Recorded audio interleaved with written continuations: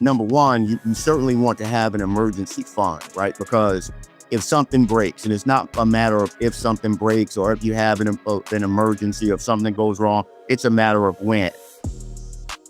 Welcome to Financial Freestyle here on Yahoo Finance. I'm your host, Ross Mack. Now listen, guys, no matter where you are on your financial journey, you can never stop learning. And that's why each and every week I'm talking to some GOATs in their respective field. And today is no different, as I'm talking to the Scott Ford, President of Wealth Management of U.S. Bank. My guy, Scott, how you doing, bro? I'm doing well, man. How are you? It's good to see you again, my friend. Man, it's an honor to have you here, man. I got the privilege, everybody, to meet Scott this past summer. He came to Chicago and spoke at the Maconomics Wealth Summit, and the brother got sharp game, full of knowledge, full of gems. So, man, it's an honor to have you here. Scott, I'm going to just go right in because you guys, U.S. Bank, just released a survey, and the findings are that, most Americans feel pretty hopeless when it comes to their personal finances. And in fact, I got a couple numbers, right? It says 81% say it's harder to retire now than it was for their parents. 63% say that they actually might have to come out of retirement. They're worried about that due to economic factors. And so my question to you is that, what action should people be taking to actually reclaim their financial confidence? Yeah, Ross, I mean, it's a great question. So just by way of background and context, U.S. Bank Wealth, we do a survey every year in the fall, just trying to get a pulse of, what's on the mind of investors. And this year's survey was entitled "A Crisis of Confidence," and how people feel that there are forces outside of their control that really are impacting their ability to reach their financial goals. Things like the cost of housing, market volatility, the political environment. It's making it much harder for Americans to feel secure in terms of making any financial decisions.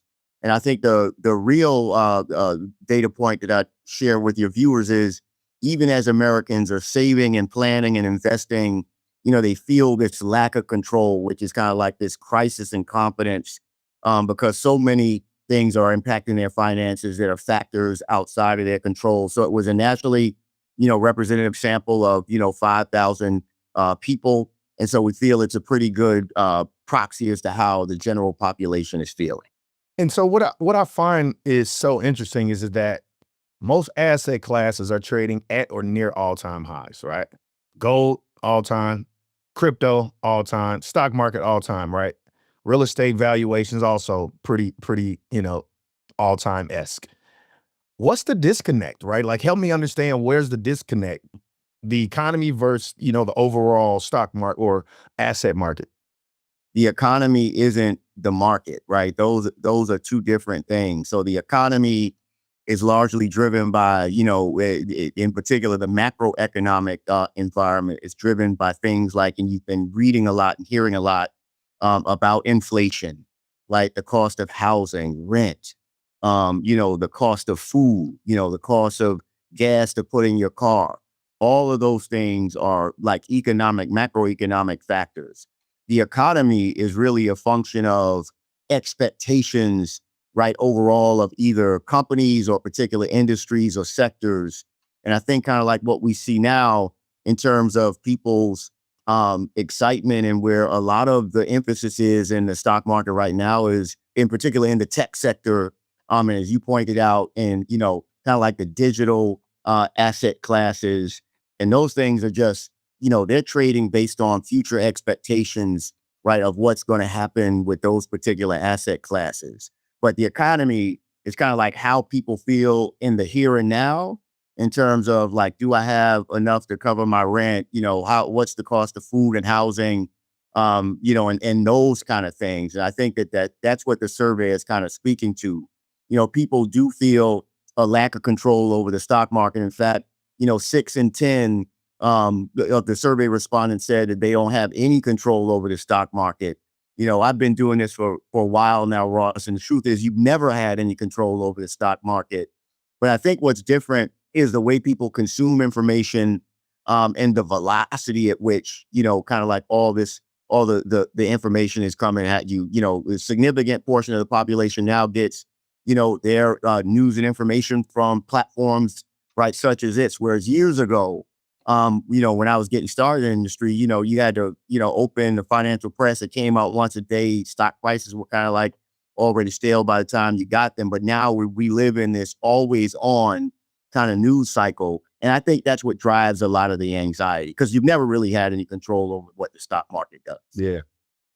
And I love that you say that, right? We're in a different realm where everyone has their own publication, so to speak, digital or not, where anyone has the ability to have a community and talk about what's going on in the market. Just, earlier this week, we saw Beyond Meat, right? Effectively, from call it a week ago, go from 50 cents all the way up to like $6, which is largely a function of kind of the Reddit community. But kind of just going back, because I got a real hot take, right? And I do understand there's a disconnect, right? I want to say that the wealthiest 10% of Americans own about 93% of the stock market. Some crazy number similar to that. So it's very understandable why there's a disconnect given, inflation and economic uncertainty and political backdrop, et cetera, et cetera. So there's a person, to your point, where a lot of people actually might get their advice from a gentleman by the name of Dave Ramsey. And in fact, he put out an article where he was saying that Americans should consider pausing their 401k contributions due to all the rising financial pressures. Now, a person that's in your seat, and I don't know if this is a loaded question, but how do you even respond to something like that? I just generally, and this is not a disparaging comment about Mr. Ramsey. I know he has a great following and he's probably really super well-intentioned. I never recommend that people stop contributing to their retirement plan. And, and it's for a very good reason. The thing that kind of helps you prepare and plan and have enough money for retirement is really a function of not timing the markets, but time in the market. And all the academic studies point out the fact that the earlier you start, the better off that you're actually going to be, right? So you might not be able to contribute all that you want to contribute, but I would certainly recommend that you continue to contribute at least something and try to incrementally increase that like a little bit each year over time, because that time in the market is what's going to give you the compounding effect that's going to allow you to kind of have enough when you get to retirement. Because the fact of the matter is, one of the good things or one of the good outcomes of the lives we all live now is people are living longer. And if you're living longer, right, you're going to be retired much longer. One of the insights from the survey is a lot of folks don't think that they're going to be retired, right, all that long. But the fact of the matter is, and I'll use my mom as an example, my mom retired at 55. She was a school teacher, right? She's going to be 84 this year. She's been retired as long as she was working, right? So with the positive outcomes and things like, healthcare sciences and all those things, we're living longer. And subsequently, you're going to have, more savings, not less. Well, I can understand why someone might need to dial it back for a relatively short period of time. Like, I wouldn't recommend people stop, because in many instances, employers will match your contributions up to some percentage. So if you think about, like, if your company matches up to 3% or up to 4%, that's effectively doubling what you contributed. And that's money I certainly would not want to leave on the table, for sure. No, I actually 100% agree with you there, right? I think Dave Ramsey, to your point, he's well-intentioned. And I think the caveat that he's missing is that it's not a one-size-fits-all. And he makes a lot of assumptions when he gives advice. One of them being like, everybody should be debt-free, right? Where a lot of people are like, no, I actually love the idea of having a 3% mortgage. I'd rather not pay cash in that and actually use that difference that I could have paid in cash and actually invest that and actually make more return, right? It doesn't make sense to do that. And so I'm of that camp. And in this same realm, if you tell a person, hey, you should actually pause, contributing to your 401k, now you have kind of the psychological aspect of, okay, when do I go back to contributing?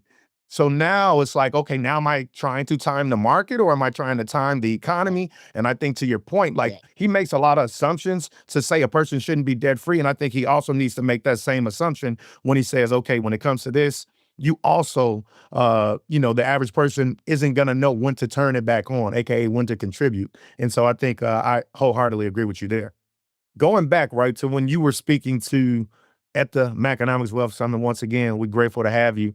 You often emphasize, the idea of automating your savings and Mhm. helping a person kind of tackle the shame when it comes to money.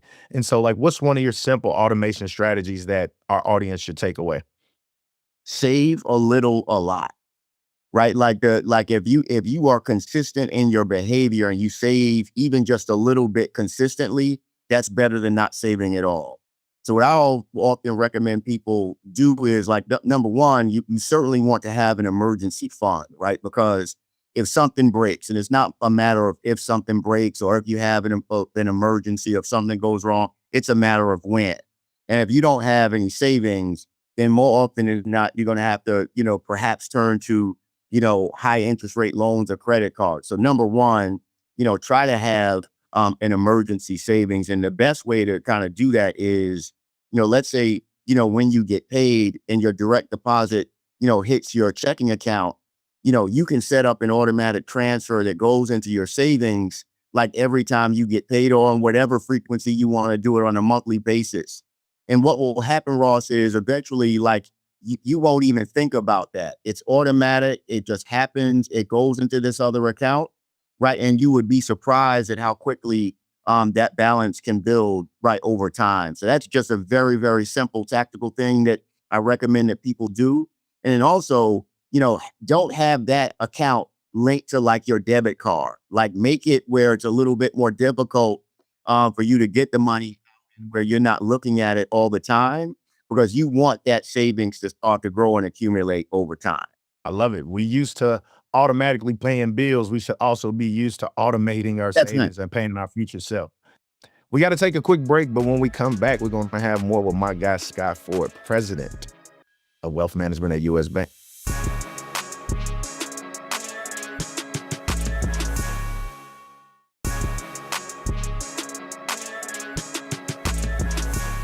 All right, guys, welcome back to Financial Freestyle. And we're talking to Scott Ford, who runs wealth management at US Bank.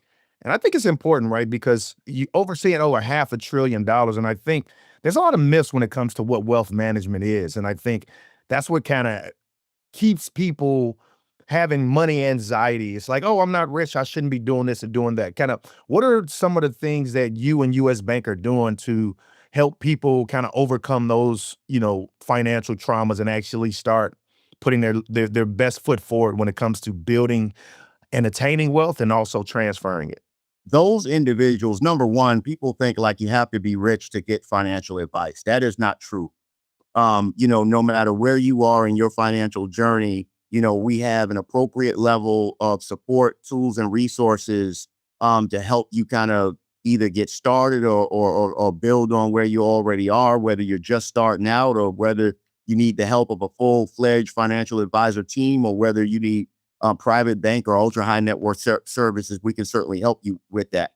But one of the pieces of insights that was really salient upon me is the fact that those individuals who, number one, have a plan and or work with a financial advisor. So like you could go online and use some online tools and resources that allow you to kind of play around and run some what if scenarios. If I increase my savings, if I lowered my debt, all those kind of things.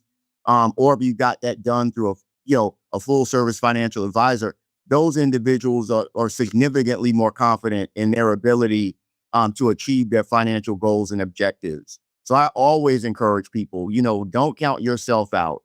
There is an appropriate level of help and support and advice given where you might be in your particular on your financial journey. So Another thing that I'm seeing, right, especially kind of, and I'm curious kind of from your viewpoint, right, the traditional 60-40 portfolio isn't as attractive to younger investors anymore.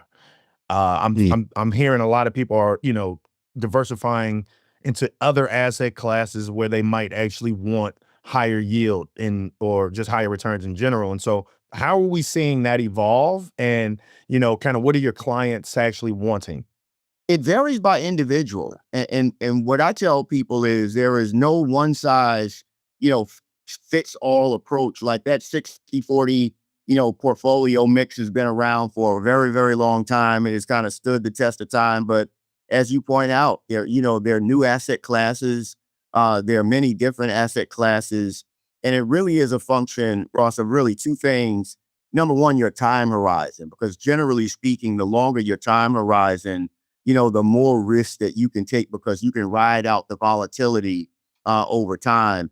And then number two is your risk tolerance, right? You could have two people at the same level of wealth, the same level in income, but one person could be very aggressive and the other person could be very conservative.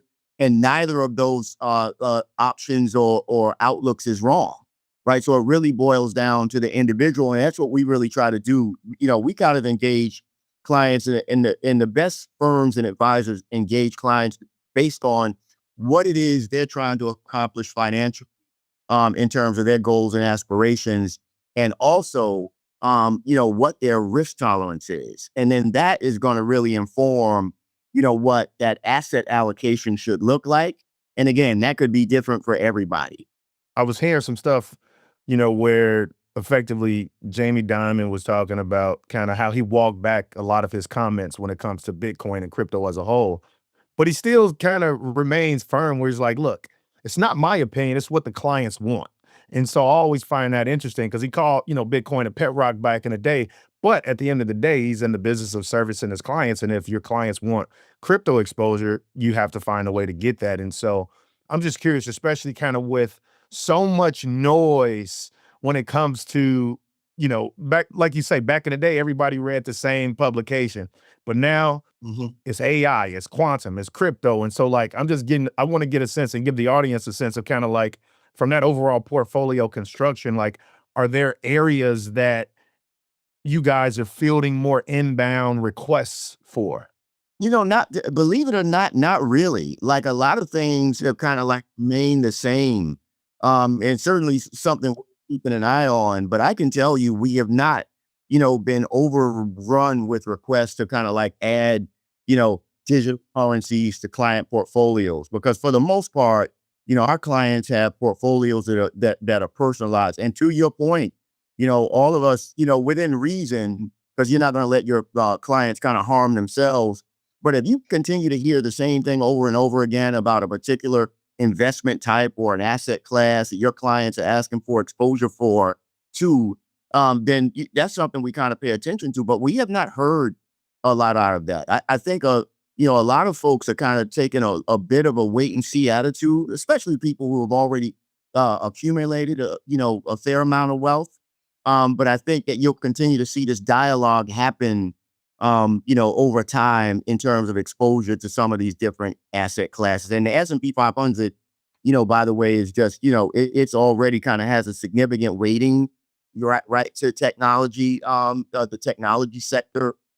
So, in that respect, they kind of already got some exposure if they have exposure to S&P 500, which many portfolios do. But as far as, hey, I think we should have, cryptocurrencies and an allocation of X in my portfolio, we're not hearing a lot of that yet. What I find interesting is that in your seat, not only are you helping your clients build wealth, but I think one of the more important things is sustaining it, especially during market downturns, but also transferring it. Can we kind of talk about that, right? As a person, like, talk to, the parents now, right? How should I be thinking about sustaining and more importantly, setting my kids up? It's interesting. The last year's survey was about having challenging conversations about money. And, one of the takeaways that survey kind of revealed for us is a lot of people, myself included, did not grow up talking about money with their parents around the dinner table and things like that, right? It was almost kind of like a taboo subject. The good news was that has changed, like double the number of people that didn't grow up talking about money now regularly talk about money with their kids. And I think that's important. I think it's important to start having that conversation and educating them and helping them to become financially literate. Because if you wait until, something happens to you and they inherit some money or you transfer some money or they're adults now out in the world on their own, right? It's kind of like, too late. They're going to be trying to play catch up. And by the way, they'll probably make a lot of financial mistakes, which happen to many of us, and you learn through trial and error.